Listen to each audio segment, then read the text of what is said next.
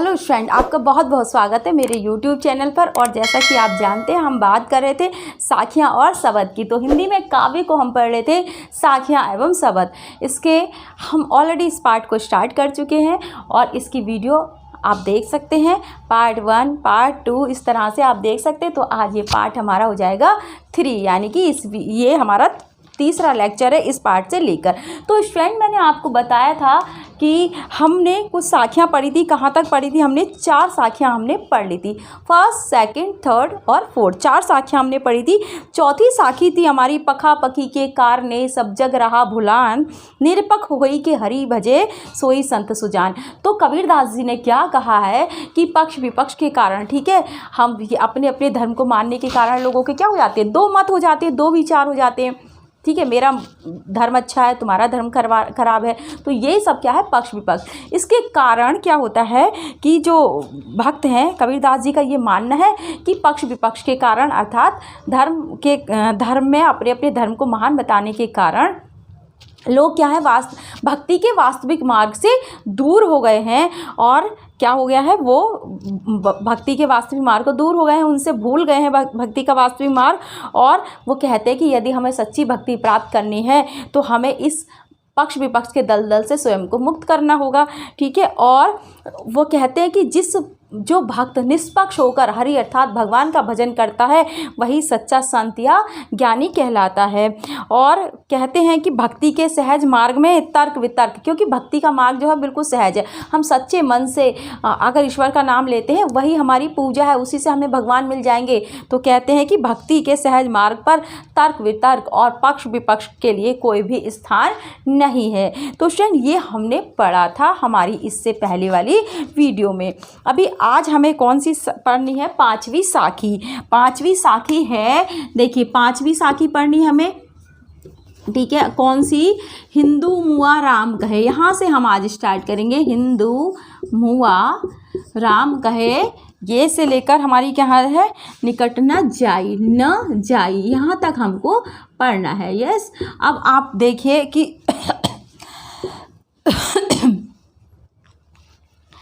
तो यहाँ से हमें पढ़ना है। अब आप ध्यान से सुनिए, देखिए और पहले कठिन शब्दों के अर्थ देखिए। देखिए, हिंदू आप जानते ही हैं, ठीक है। मुआ का क्या अर्थ है? नकारा या मरा हुआ।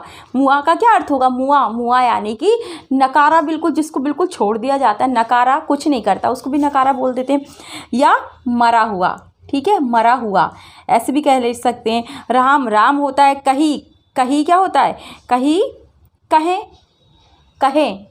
कहे, जैसे कहते हैं ना हम, कहीं कहे। मुसलमान खुदा होता है, खुदा या अल्लाह। कबीर कहे, बता दे, कहना ही होता है। कबीर सो जीवता यानी कि जीता है। जीवता का क्या अर्थ हो जाएगा स्टूडेंट? जीता है, तो जीता है। और जो दोनों का क्या अर्थ हो जाएगा? दोनों के निकट, पास, नहीं, जाई जाता है, ठीक है, जाई जाता है, पास या नज़दीक हो जाएगा, ठीक है, निकट का। तो आपने देखा ये हमारे कठिन शब्द हुए। अब हम देखते हैं इसकी व्याख्या। देखिए क्या कहते हैं कबीरदास, कहते हैं कि हिंदू मुआ राम कही मुसलमान खुदाई।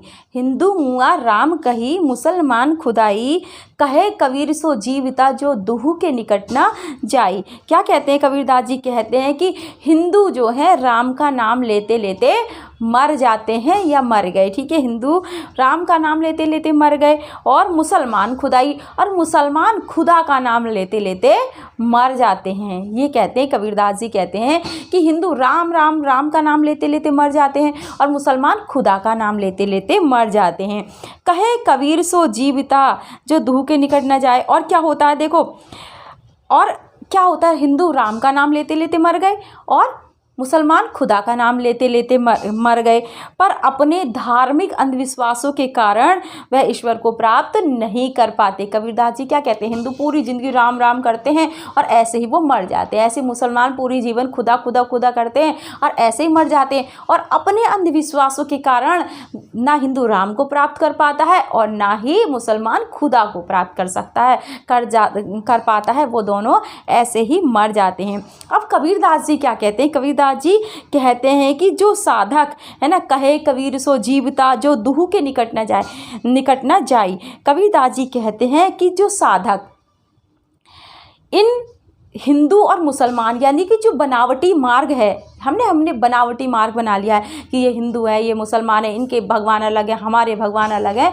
ये जो बेवकूफ़ी हम करते हैं, इसके बारे में कबीरदास जी कहते हैं कि जो साधक यानी कि साधना करने वाला, जैसे मैं भी हो सकती हूँ, आप भी हो सकते हैं, हम सब जब ईश्वर को मानते हैं वो हम साधक कहलाएंगे। तो कबीरदास जी कहते हैं कि जो साधक इन कृत्रिम यानी कि बनावटी, जो इन साधक इन बनावटी मार्गों से दूर रहता है। बनावटी मार्ग कौन से? हिंदू और मुसलमान वाले।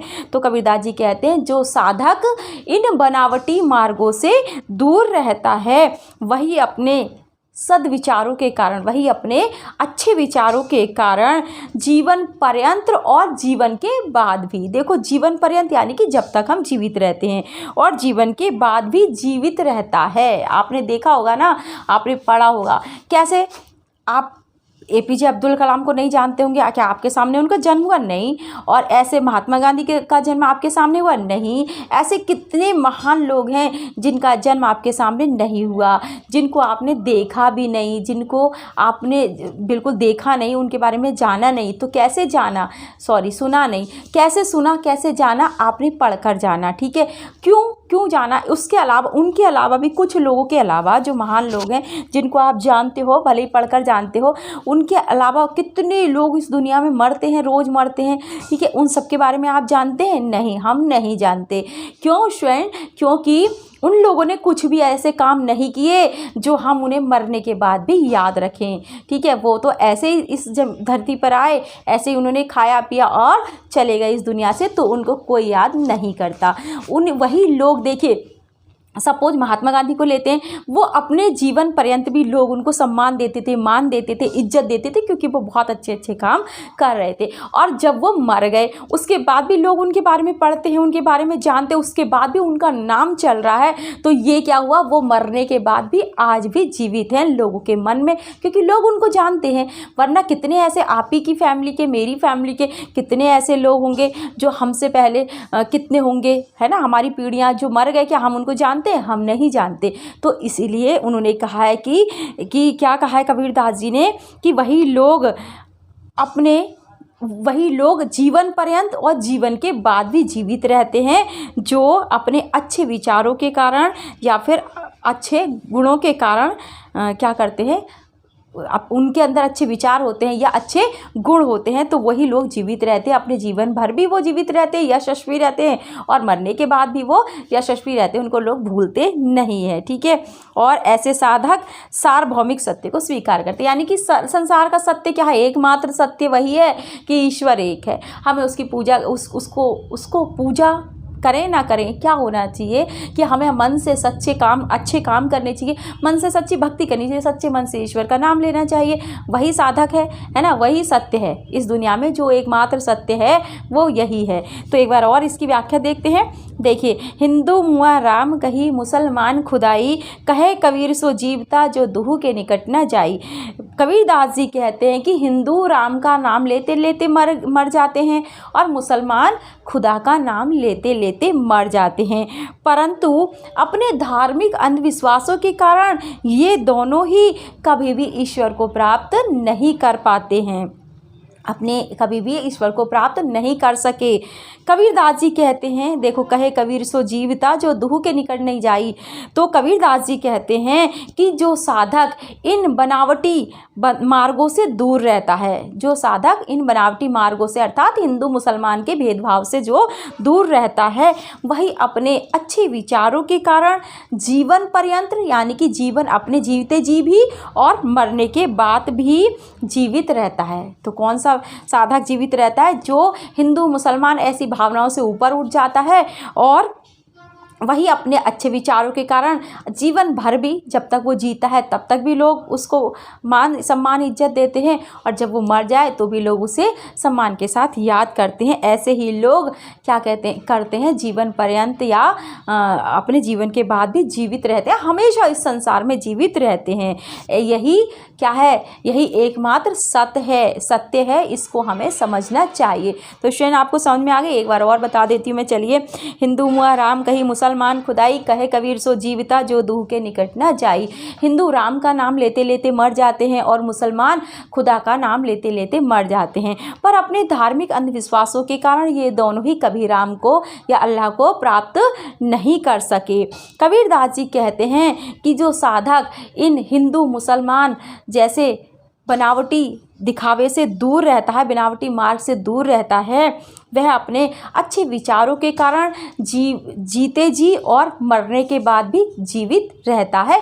यही एकमात्र सत्य है। तो यह स्टूडेंट आपको समझ में आ गई होगी। तो देखिए नेक्स्ट है छठी साखी, कावा फिरी काशी भया राम ही भया रहीम, मोट चून मैदा भया बैठी कबीरा जीम।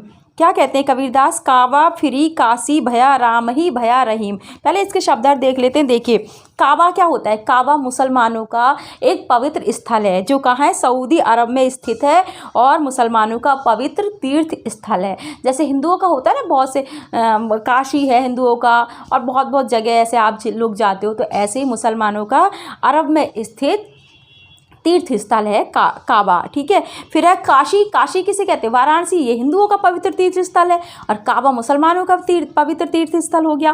ठीक है, भया यानी कि हो गया, भया का क्या अर्थ है, हो गया, भया हो गया या उत्पन्न हो गया। ठीक है, मोट का मतलब है मोटा। ठीक है, मोटा। चून को कहते हैं आटा जो घर में रोटियां बनती है ना, उसे कहेंगे चून। तो चून क्या हो गया, आटा। और मैदा आप जानते ही, आटे का भी बिल्कुल बारीक जो रूप होता है वो मैदा कहलाता है। ठीक है, और बैठकर जीम क्या हो जाएगा, खाना। जीम क्या हो जाएगा, खाना या भोजन करना। तो ये इसमें शब्दार्थ है जो मैंने आपको बताए। ठीक, नेक्स्ट आप देख लेते हैं, काबा फिरी काशी भया राम ही भया रहीम। कबीरदास जी कहते हैं कि जब मनुष्य धार्मिक भेदभाव से ऊपर उठ जाता है, हम हिंदू मुसलमान के इस सब के झगड़े से जब इस झमेले से ऊपर निकल जाते हैं, हमारा माइंड बहुत विकसित हो जाता है, तब जब हमारी सोच विकसित हो जाती है। कबीरदास जी कहते हैं कि जब मनुष्य धार्मिक भेदभाव से ऊपर उठ जाता है, तब क्या होता है, तब मुसलमानों के तीर्थ स्थल काबा और हिंदुओं के तीर्थ स्थल काशी में के बीच में जो अंतर है वो बिल्कुल समाप्त हो जाता है। तो फिर जो इंसान इस तरह से धार्मिक भेदभाव से ऊपर उठ जाएगा, है ना, इस अंतर को ख़त्म कर देगा कि ईश्वर दो है, नहीं, ईश्वर एक है, जो ये इंसान ये मान लेगा मनुष्य, तो वो क्या कहेगा, वो काबा और काशी के बीच के अंतर को भी ख़त्म कर देगा, यानी कि वो समझ लेगा कि काबा और काशी दोनों ही एक हैं। तो क्या कहते हैं कबीरदास जी कि जब मनुष्य धार्मिक भेदभाव से ऊपर उठ जाता है, और तब मुसलमानों के तीर्थ स्थल काबा और हिंदुओं के तीर्थ स्थल काशी के बीच के जो बाह्य अंतर है उसको बाह्य अंतर समाप्त हो जाता है। ठीक है, दोनों के बीच का, काबा और काशी के बीच का अंतर, जो बाह्य दिखावे वाला अंतर है, वो समाप्त हो जाता है। जिसके लिए फिर अब क्या हो जाए, उसके लिए जो ऐसा कर लेगा उस भक्त के लिए, उसके लिए राम और रहीम के बीच का जो अंतर है वो भी ख़त्म हो जाएगा। तो जब हम धार्मिक भेदभाव की भावना से ऊपर उठ जाएंगे, तो हमें काबा और काशी कहीं पे भी चले जाएं, कोई फ़र्क नहीं पड़ेगा, हमें कुछ भी बुरा नहीं लगेगा, और ना ही हम राम में और रहीम में कोई अंतर कर पाएंगे, हमें तो दोनों ईश्वर ही लगेंगे। ठीक है, तो ये उनके कहने का मतलब है। जिस प्रकार, अब वो कहते हैं किस प्रकार, जैसे कि काबा, जब धार्मिक भेदभाव से ऊपर उठ जाएंगे तो हमें काबा और काशी में कोई अंतर नज़र नहीं आएगा, हमारा मन उसको ख़त्म कर देगा, और ना ही हमें राम और रहीम में कोई अंतर नज़र आएगा। जिस प्रकार देखिए किस प्रकार, मोट चून को, यानी कि मोटे चूने को, मोट चून मैदा भया बैठी कबीरा जीम। ठीक है, जिस प्रकार मोटे आटे को मैं अखाद्य समझ रहा था, जिस प्रकार देखो आप खाते होंगे घर पे आटे की रोटियां, और इसके अलावा आप मैदा की बनी हुई चीज़ें खाते हैं, तो अगर मैं आपसे ये पूछूं कि क्या बताइए, वो जो सिंपल रोटियां बनती हैं आपके घर में, तो वो आपको ज़्यादा अच्छी लगती है, या फिर मैदा की पूड़ी या फिर मैदा से बने कोई भी पकवान बहुत सारे होते हैं वो सब आपको अच्छे लगते, तो आप यही कहेंगे कि मैदा से बने हुए। ठीक है, अब यही कबीर ये कह रहा है कि वो जो क्या है कि हमारी सिर्फ सोच का अंतर है। देखिए क्या, तो कहते हैं कबीरदास जी, जिस मोटे आटे को मैं अखाद्य समझ रहा था, उस मोटे आटे की रोटियां अखाद्य, मुझे नहीं अच्छी लगती, मैं नहीं खाता, मुझे पसंद नहीं है, ये वाली भावना जो थी, तो क्या कि जिस मोटे आटे को मैं अखाद्य समझ रहा था, ना खाने योग्य समझ रहा था कि ये तो अच्छा नहीं है, टेस्टी नहीं है, मैं नहीं खाऊंगा, जिसको मैं ऐसा समझ रहा था, अब वही मेरे लिए बारीक मैदा हो गया।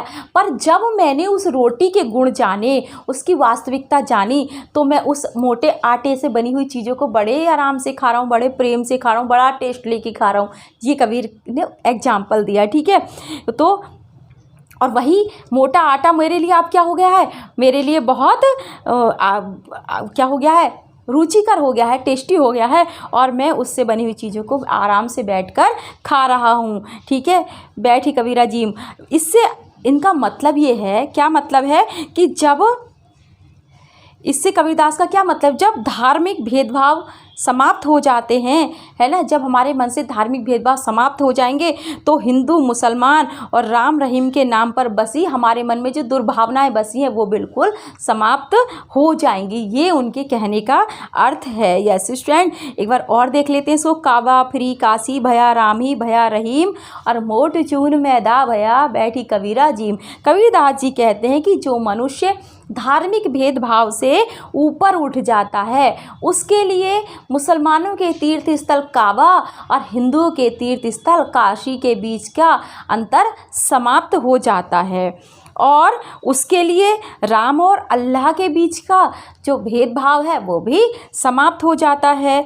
जिस प्रकार मोटे आटे को मैं अखाद्य समझ रहा था, ठीक है, जिस प्रकार मोटे आटे को अखाद्य, ना खाने योग्य, ठीक है, जिस प्रकार मोटे आटे को मैं अखाद्य समझ रहा था, अब वही मोटा आटा मेरे लिए बारीक मैदा हो गया है, यानी कि मैं उसके गुण समझ गया कि यही मेन चीज़ है ना। अब देखिए, अब आप यहाँ समझ रहे हैं कि जो मोटा आटा होता है, आटे से ही गेहूं से बना आटा, और आटे से ही बनता है मैदा।